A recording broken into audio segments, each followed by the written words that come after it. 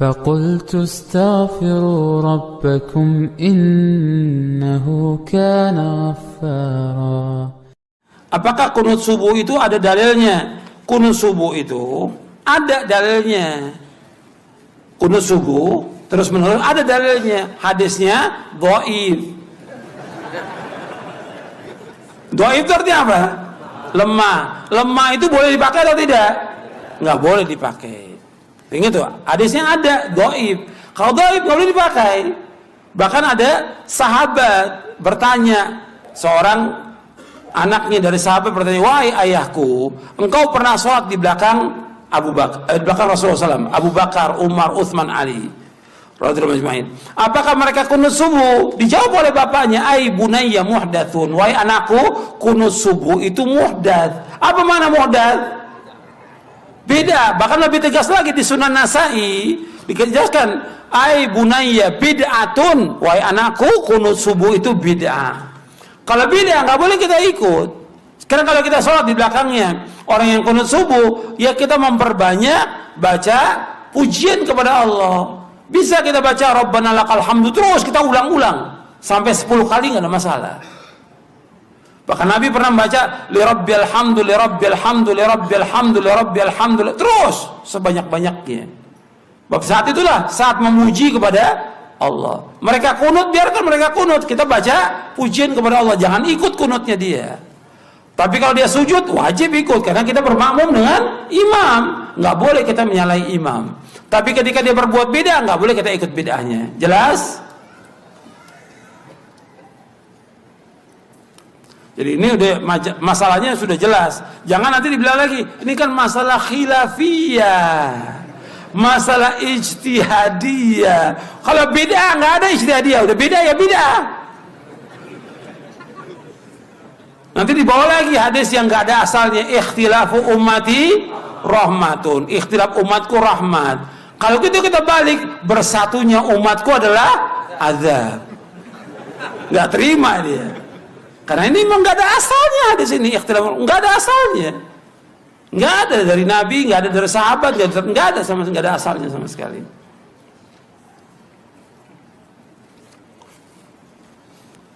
Makanya ketika orang akan menyampaikan masalah ijtihad atau bukan, dia lihat dulu keterangan para ulama, baca hadisnya. Jangan disampaikan kepada umat ini ijtihadiyah, udah jelas itu beda, aku udah bilang ijtihadiyah.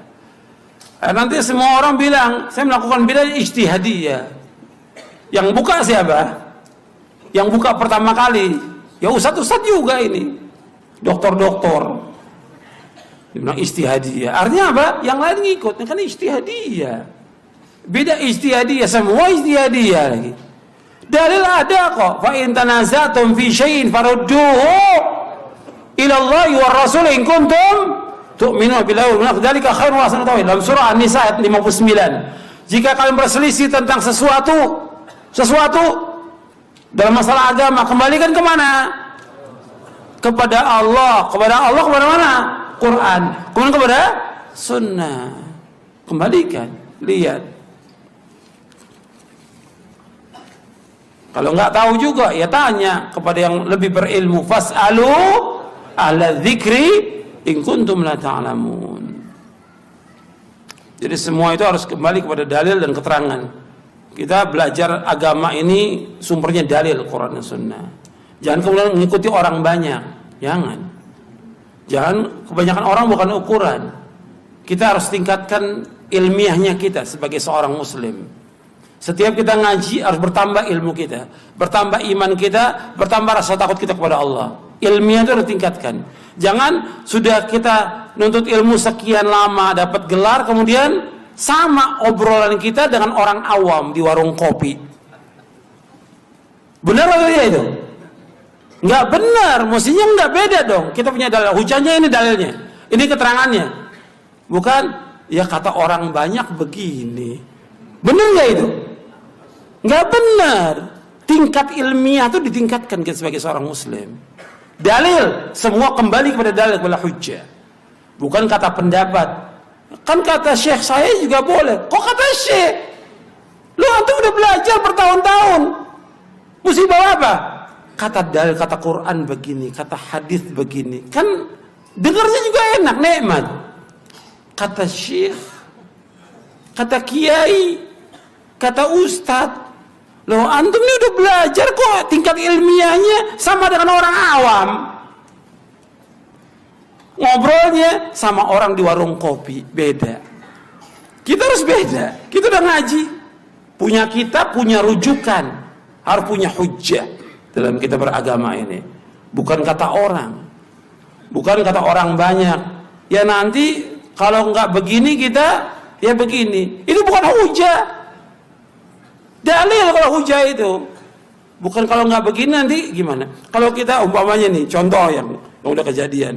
Kalau kita nggak ikut pemilu nanti begini. Itu dalilnya siapa? Orang awam di warung kopi. Bukan dalil, bukan hujah. Jelas. Antum tingkatkan tuh, tingkat ilmiah antum tingkatkan. Semakin ngaji, semakin paham tentang agama ini.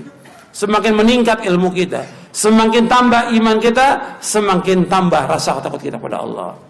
Enggak membolehkan menggampangkan masalah-masalah agama ini, enggak boleh. Meskipun orang banyak sudah ngomong bagaimanapun juga, enggak bisa.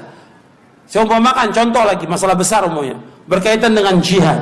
Jihad, masalah besar, berkaitan dengan nyawa, berkaitan dengan darah, berkaitan dengan istri, anak, dan semuanya. Dunia akhirat.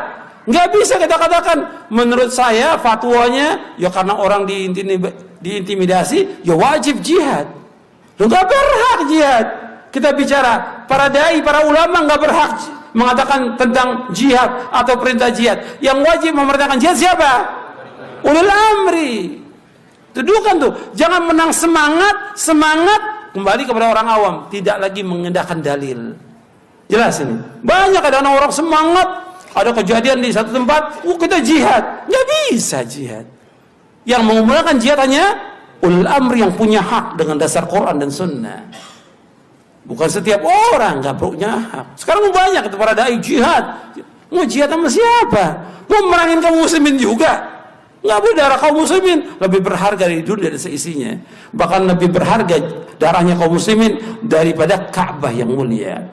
Ini perhatikan, kita harus hati-hati dalam masalah ini. Tingkatkan ilmiah kita, belajar kita harus tambah ilmu kita, jangan tambah turun. Tambah ngaji, tambah dakwah, tambah turun. Bukan duduknya ulama, orang yang ngerti hadis, duduknya sekarang masih apa? Mantan penyanyi. Ini tambah turun. La haula wala quwwata illa billah. Jadi kan tingkat ilmiahnya nggak benar seperti ini, nggak berpikir dia. Ajak dia berpikir yang waras. Untuk benar ini agama, bukan main-main. Mengajak orang ke sorga kita ini, bukan ngajak orang ke neraka. Bukan hura-hura, bukan tontonan banyaknya orang, bukan agama ini. Jelaskan yang hak itu hak, yang batil itu batil. Tauhid tauhid, syirik syirik, sunnah sunnah, beda beda. Kita ngajak orang kepada keselamatan dunia akhirat, bukan ngajak ramenya orang, banyaknya orang, bukan. Tapi bagaimana kita tanggung jawab dari Allah pada hari kiamat, para dai, para ustadz, ngajaknya benar enggak, ikhlas karena Allah atau tidak, jujur atau tidak dia dalam dakwah ini, akan ditanya oleh Allah pada hari kiamat. Kita harus tambah takut kita kepada Allah, karena umat ini butuh penjelasan kita supaya dia paham tentang agama dan mereka kembali ke jalan yang benar.